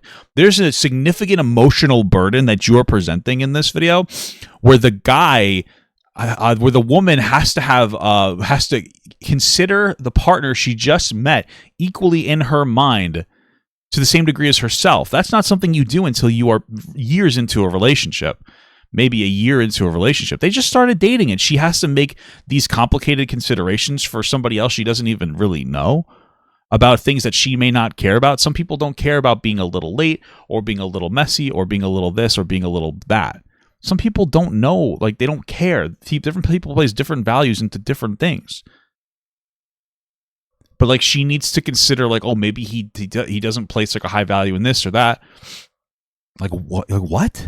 Expectations. Like a more exaggerated example is like, I don't really care if like there's dirty clothes on the floor in my bedroom. My wife does care about that. So if we're in a relationship together, the first time, and like I throw my clothes on the floor and I go to sleep and then whatever, and she just like, you know, she doesn't really say anything, and then a little while later she explodes on me. I'm like, what the fuck? Who cares? I don't care.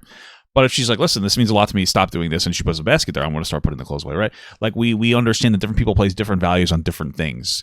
And those, like, it depends on what it is. Like, I fucking drives me nuts when my wife takes all of her fucking pills at once because she swallows like 7 pills at once. So it pisses me off. I tell her to stop fucking around, right?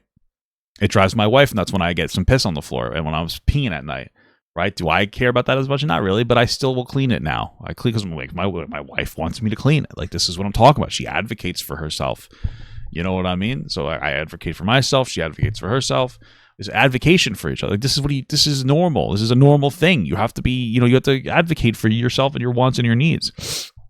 And then you learn about your partner, and then you understand how to advocate for theirs. But again, in your scenario, you don't place a particularly high amount of importance on whatever it is that you're talking about because you don't give a fuck enough about it for a whole goddamn year before you get angry. Anger is a good emotion. Expressing anger is good. Anger is typically more of a male emotion. In a video where you say that anger is disrespectful, what you're saying is that the fundamental male communication metric of being angry, which again is not a bad thing, is bad. It is not. It is how you express that anger. You can escalate in your anger without escalating in your violence. You're associating anger and violence. That is unironically some form of toxic masculinity, but you don't know what toxic masculinity is. Toxic masculinity isn't saying anger is bad. Anger is good and it's productive. When you get angry, you focus on one thing. Being angry can be very helpful and productive in silly things like sports. When you're angry at a sport, it can help you zero in on particular details that need to be done, and everything else is like a sideline. You ignore irrelevant details. Anger can be very productive, but like you're talking about like unproductive aggression and screaming at your partner. That's not good. That's not anger. That is a poor representation of anger. It's like the same thing as if somebody gets really sad and they decide to try to guilt trip you. Sadness is a good thing. It can help you be productive and cry. But if you start guilt tripping people, that's the same as screaming at somebody because you're angry, right? There are emotions and then there are unproductive expressions of emotions. It's two different things. Early in relationships and enforcing them consistently. I prefer to discuss issues calmly and respectfully. You're not real. You're fake. If this approach doesn't work for resolving problems between us, then we're probably not compatible long term. This boundary setting, a year is long term, prevents the slow erosion of respect that turns patient men into angry men.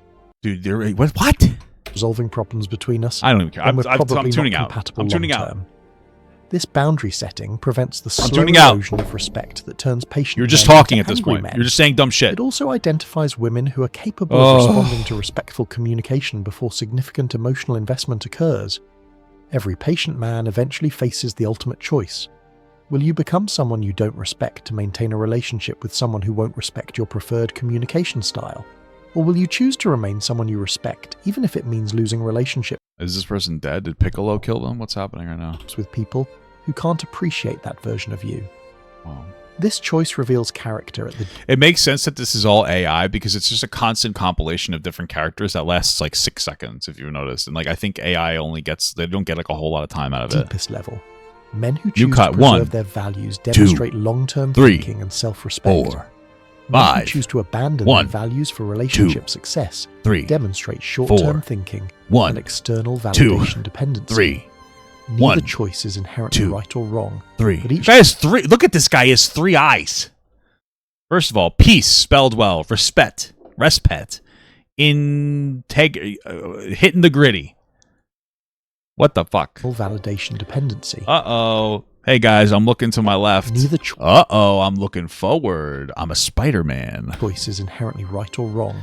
But each choice creates a different trajectory for personal development. Yeah, you're right. I gotta stop yelling at AI. Yeah, that's true. I'm like a fucking Facebook dad right now. True. Development. The man who becomes angry to maintain relationships teaches himself that his core values are negotiable under pressure. That's crazy. The man who maintains his values despite relationship costs teaches himself that his character is non-negotiable. Valis. Yes, Valis, of course. Regardless of consequences. Yes, Valis. The tragedy is that patient men are forced to make this choice. I personally wouldn't have put a black guy in chains around a bunch of white people that all look the same. But hey, whitey do be looking the same, right? At all. In healthy relationship dynamics. Guys, on the right you have connection. On the left you have charcoal connection. Which one will you choose? Respectful communication is not only accepted but preferred. Yes. The need to what are they doing? They're just like sitting at a table, or choose between character and connection. Hold on, does this guy get extra eyes because they changed the perspective? No, we didn't see any more eyes. Character and connection reveals a fundamental dysfunction that serves neither party's long-term interests. Crazy. Understanding how women accidentally turn patient men into angry men isn't about assigning blame. Hey, this is smart. Though I've assigned the blame on the man in this scenario. It took him a year. He's the problem. Guys, I'm reading my SMAR book.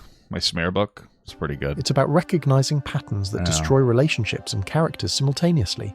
Guys, SMAR. When we understand the conditioning process, we can choose to participate in it or interrupt it.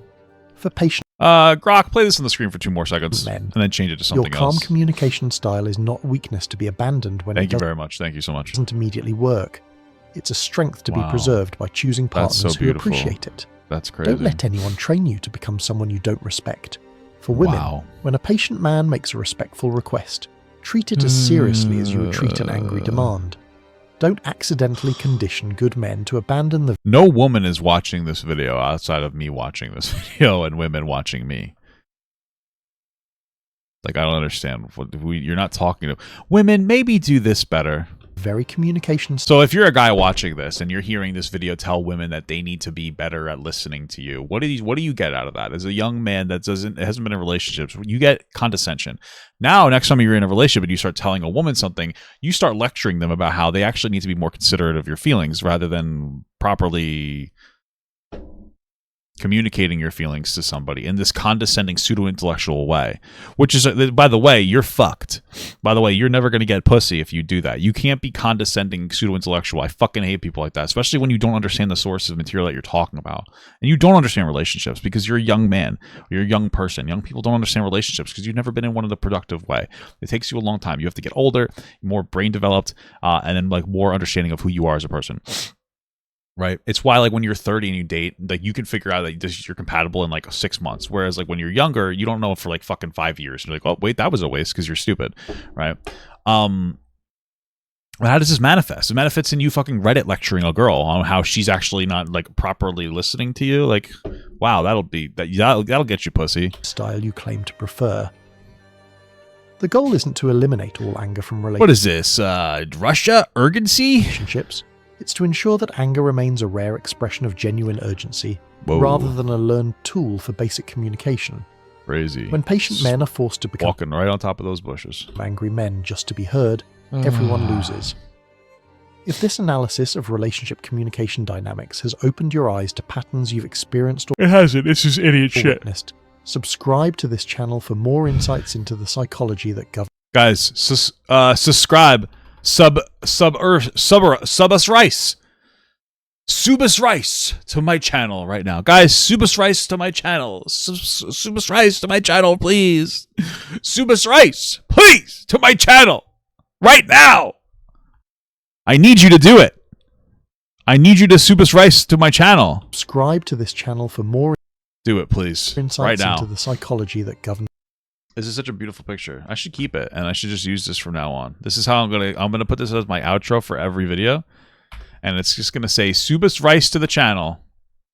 And it's going to be like, yeah, Subas Rice to the channel. Let's wait. We're going to take it. We got that. Subas Rice. Love it. More insights into the psychology that governs human connection. Yes, beautiful. Hit that notification bell because hit that fucking like button, right? Smash that fucking like button. And preserve your... Guys, the patent passed. The patent passed. Does that mean the patient died? What are we saying right now? Hey guys, we got the really good patent on AI incel slop. Character. Share this with anyone who needs to understand that respect shouldn't require volume. And what the fuck? The patient shouldn't be punished with indifference. What? The patient man's dilemma isn't just personal, it's cultural. We're creating a society where the men most committed to healthy communication are systematically trained to abandon it. Understanding this pattern is the first step toward changing it.